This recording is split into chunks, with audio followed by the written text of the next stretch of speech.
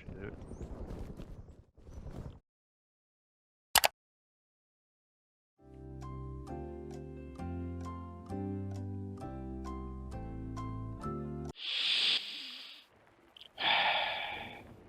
You're running back to your base from a long run after you just grinded and somehow, I don't know, pulled off the fight of your life. But all of a sudden, you're on the floor, wounded, about to lose all your loot, and a snowman is running out of a bush. Same scenario, different biome, running back from another run, and once again, there's someone just in the bush or near you, but apparently you just cannot see them.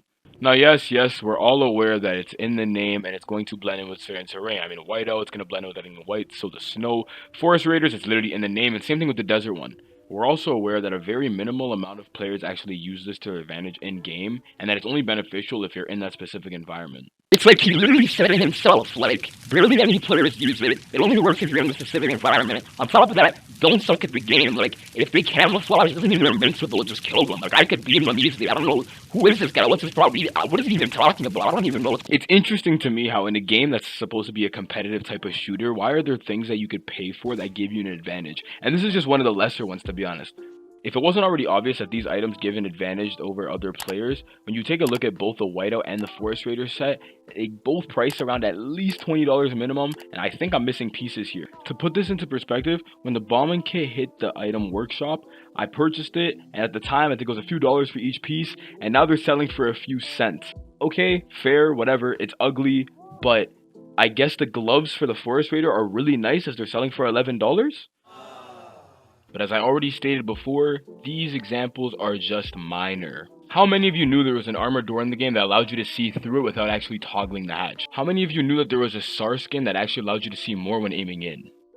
And with this last one, yes, I know Iris PvP SAR is the same thing as the IMSAR. However, it was up to you to get that by a Twitch drop, so it's not actually pay to win.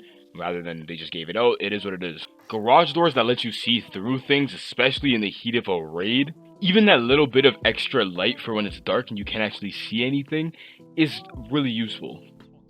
But the one that trumps all of these and confuses me the most is the Arctic hazmat suit. When I first heard they were adding an Arctic hazmat suit to the game, my initial reaction is that I should buy this because it's going to be like the astronaut one and I'm going to make money off of it. However, after playing the game for a while, I realized there was a reoccurring theme of players running around in these specific suits within the winter, and I thought to myself right away that maybe they actually do something, but quickly shut it down because I said to myself, there's no way in hell that Facepunch is allowing this in the game. I was wrong.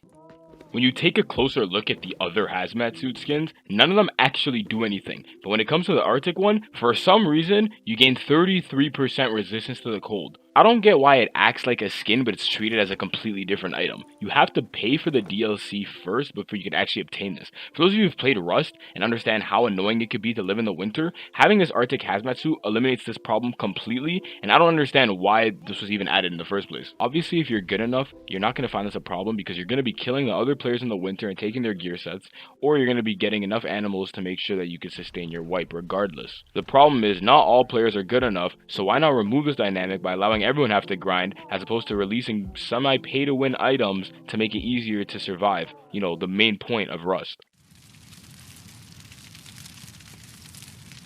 Yo, what's this guy's problem? But as I stated in the last video, once again, what do I know? I only have 974 hours, and that being said, I am a baby when it comes to playing this game. Let me know what you guys think. Would you remove any of these pay-to-win aspects in the game? Have any of them ever affected you on a personal level? Do you even care? Leave a comment down below. Hope you guys enjoyed.